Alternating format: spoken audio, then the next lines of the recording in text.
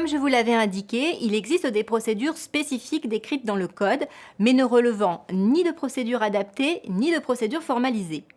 Il s'agit de marchés négociés, sans publicité ni mise en concurrence, mais je vous parlerai aussi du concours et des procédures entièrement électroniques que sont le système d'acquisition dynamique et les enchères électroniques. Les modalités de recours au marché négocié sans publicité ni mise en concurrence, qui, comme son nom l'indique, ne suppose aucune publicité ni mise en concurrence, mais l'attribution du marché à une entreprise déterminée, sont fixées dans l'article L2122-1 et R2122-1 et suivants. Premier cas de recours. L'urgence impérieuse. Il s'agit là de cas de catastrophe naturelle, de péril sur des bâtiments qu'il faut sécuriser en urgence, pas le temps de faire une procédure, l'entreprise disponible fera les travaux de mise en sécurité. Deuxième cas de recours, si un appel d'offres est infructueux, donc sans offre valable, ou si en MAPA, pour des services sociaux ou de représentation juridique, l'acheteur n'a pas reçu d'offre ou de candidature ou que celles-ci sont irrecevables. Donc, on ne peut le retenir et l'offre est inappropriée, donc incohérente avec l'objet du marché. Dans ce cas, l'acheteur peut négocier directement avec l'entreprise de son choix.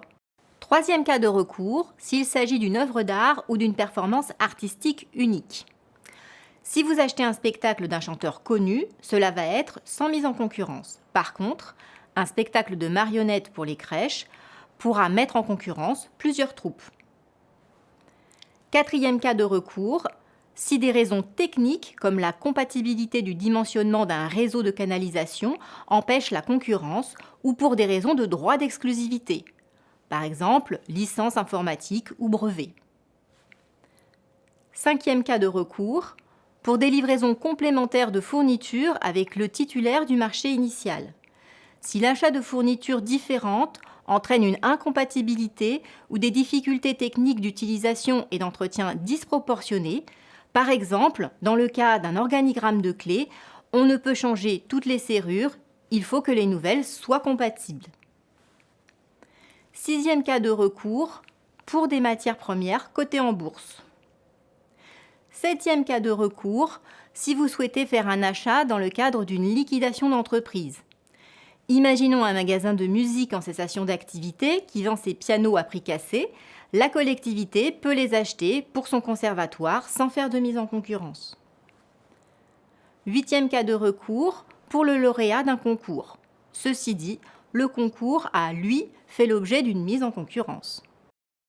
Neuvième cas de recours, pour des prestations similaires de travaux ou services, si cette éventualité avait été prévue dans le cahier des charges et si le seuil de consultation est compatible avec l'adjonction de ces nouvelles prestations et dans un délai de 3 ans après la notification du marché principal. Dixième cas de recours, pour des marchés inférieurs à 25 000 € hors taxe, mais cela ne dispense pas de bien définir son besoin pour choisir une offre pertinente, de faire une bonne utilisation des deniers publics, un achat rationnel et pas coup de cœur. Ne pas toujours acheter chez le même afin d'éviter le délit de favoritisme, cela suppose de faire tourner les fournisseurs potentiels. Avant-dernier recours possible, pour des marchés de fourniture de livres non scolaires, passer pour des bibliothèques ou pour la collectivité s'ils sont inférieurs à 90 000 € hors taxe. Attention! Un cas supplémentaire vient de s'ajouter au précédent en fin d'année 2018. Le décret numéro 2018-1225 du 26 décembre a ouvert aux acheteurs la possibilité de passer des marchés négociés sans publicité ni mise en concurrence pour des achats qualifiés d'innovants et limités à un montant de 100 000 € hors taxe. Néanmoins, cette possibilité est limitée dans le temps à 3 ans à compter du 27 décembre 2018. Passons maintenant au concours. Le concours concerne principalement les marchés de maîtrise d'œuvre. Ce mode de sélection ou technique d'achat est défini à l'article L2125-1. Grâce au concours, l'acheteur choisit, après mise en concurrence et avis d'un jury, un plan ou un projet, notamment dans le domaine de l'aménagement du territoire, de l'urbanisme, de l'architecture ou de l'ingénierie ou du traitement des données. Comme indiqué à l'article R2172-2 du Code, c'est une procédure restreinte en maîtrise d'œuvre. le concours est obligatoire pour une opération de bâtiment neuf si le montant du marché est supérieur au seuil européen.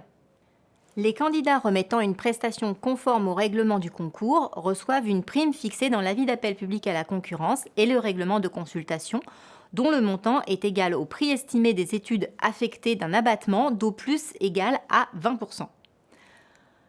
Le choix des candidats retenus ainsi que du lauréat est fait par le pouvoir adjudicateur après avis d'un jury. L'anonymat est la règle dans le cadre de la remise des projets. Attardons-nous quelques instants sur le jury. L'article R 2162-22 précise que le jury est composé pour les collectivités territoriales par les membres élus de la commission d'appel d'offres, plus son président, et, lorsqu'une qualification professionnelle particulière est exigée pour participer à un concours, au moins un tiers des membres du jury doit posséder cette qualification ou une qualification équivalente. Le jury a vocation à donner un avis éclairé et compétent sur les candidatures et les propositions ou projets des candidats. Il peut se faire accompagner pour préparer ses travaux d'analyse d'une commission technique qui n'a aucune existence juridique mais prépare les réunions. En général, il s'agit soit des agents compétents de la collectivité, soit de prestataires extérieurs, programmistes, qui ne peuvent participer au concours. Il peut auditionner l'architecte des bâtiments de France, l'ABF, si l'opération est située en site classé. Vous pouvez maintenant visionner les étapes du concours.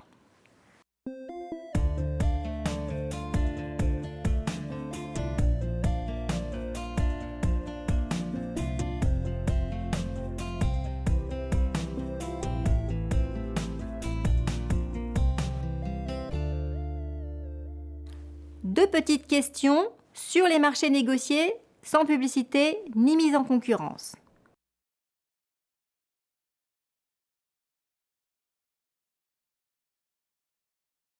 À la première question, la réponse est non. Un maître d'ouvrage pressé ou mal organisé ne peut avoir recours à cette procédure, sauf s'il s'agit d'une urgence impérieuse, ce qui ne comprend pas le manque d'anticipation. Pour la deuxième question, oui, effectivement, si en appel d'offres ouvert, aucune candidature ni aucune offre n'a été reçue dans les délais, le maître d'ouvrage peut passer un marché avec l'entreprise de son choix grâce à un marché sans publicité et sans mise en concurrence. Que pensez-vous de ce cas ?